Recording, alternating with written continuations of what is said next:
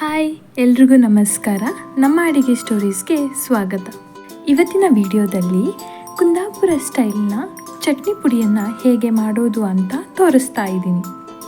ಈ ಚಟ್ನಿ ಪುಡಿ ಮಾಡೋದಕ್ಕೆ ನಾವು ಒಣ ಕೊಬ್ಬರಿಯನ್ನು ಉಪಯೋಗಿಸ್ತೀವಿ. ಈ ಚಟ್ನಿ ಪುಡಿಯನ್ನು ತುಂಬ ಸಿಂಪಲ್ ಆಗಿ ಮಾಡಬಹುದು. ಇದನ್ನು ಒಂದ್ಸಲ ಮಾಡಿಕೊಂಡ್ರೆ ನಾವು ದೋಸೆ ಜೊತೆ ಅಥವಾ ಚಪಾತಿ ಜೊತೆ ಅಥವಾ ಅನ್ನದ ಜೊತೆ ಅಥವಾ ಕುಚಲಕ್ಕಿ ಗಂಜಿಗೆ ಇದನ್ನು ಹಾಕ್ಕೊಂಡು ತಿನ್ನೋಕ್ಕೆ ತುಂಬ ಚೆನ್ನಾಗಿರುತ್ತೆ. ಬನ್ನಿ ಹೇಗೆ ಮಾಡೋದು ಅಂತ ನೋಡೋಣ. ಮೊದಲಿಗೆ ನಾನಿಲ್ಲಿ ಒಣ ಕೊಬ್ಬರಿಯನ್ನು ತೊಗೊಂಡಿದ್ದೀನಿ. ಅರ್ಧ ಭಾಗದಷ್ಟು ಮಾತ್ರ ಒಣ ಕೊಬ್ಬರಿಯನ್ನು ತೊಗೊಂಡಿದ್ದೀನಿ. ಇದನ್ನು ಈ ವಿಡಿಯೋದಲ್ಲಿ ಕಾಣಿಸ್ತಾ ಇರೋ ಹಾಗೆ ಚಿಕ್ಕದಾಗಿ ಕಟ್ ಮಾಡಿಕೊಂಡು ಒಂದು ಮಿಕ್ಸಿ ಜಾರ್ಗೆ ಹಾಕ್ಕೊಳ್ತಾ ಇದ್ದೀನಿ.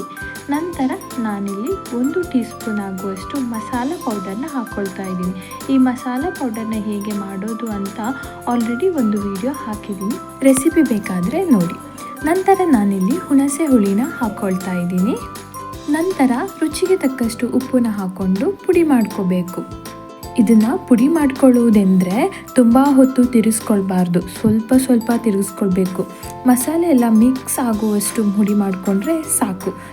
ತುಂಬ ನೈಸಾಗಿ ಹುಡಿ ಮಾಡ್ಕೊಳ್ಳೋದು ಬೇಡ, ಈ ರೀತಿಯಾಗಿ ಹುಡಿ ಮಾಡಿಕೊಂಡ್ರೆ ಸಾಕು.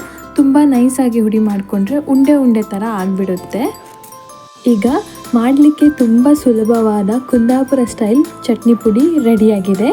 ನಿಮಗೆ ಈ ವಿಡಿಯೋ ಇಷ್ಟ ಆಗಿದರೆ ಪ್ಲೀಸ್ ಲೈಕ್ ಮಾಡಿ. ನೀವು ಕೂಡ ನಿಮ್ಮ ಮನೆಯಲ್ಲಿ ಇದನ್ನ ಟ್ರೈ ಮಾಡಿ ಹೇಗಾಗಿದೆ ಅಂತ ನನಗೆ ಕಮೆಂಟ್ ಮೂಲಕ ತಿಳಿಸಿ. ಹೀಗೆ ಇನ್ನಷ್ಟು ಸಿಂಪಲ್ ಹಾಗೂ ರುಚಿಕರವಾದ ಅಡುಗೆ ವಿಡಿಯೋಸ್ಗೆ ನಮ್ಮ ಅಡುಗೆ ಸ್ಟೋರೀಸ್ನ ಸಬ್ಸ್ಕ್ರೈಬ್ ಮಾಡಿ ಅಂತ ಹೇಳ್ತಾ ಇವತ್ತಿನ ವಿಡಿಯೋಸ್ನ ಮುಗಿಸ್ತಾ ಇದ್ದೀನಿ. ಮತ್ತು ಮುಂದಿನ ವಿಡಿಯೋದಲ್ಲಿ ಸಿಗೋಣ. ಧನ್ಯವಾದಗಳು.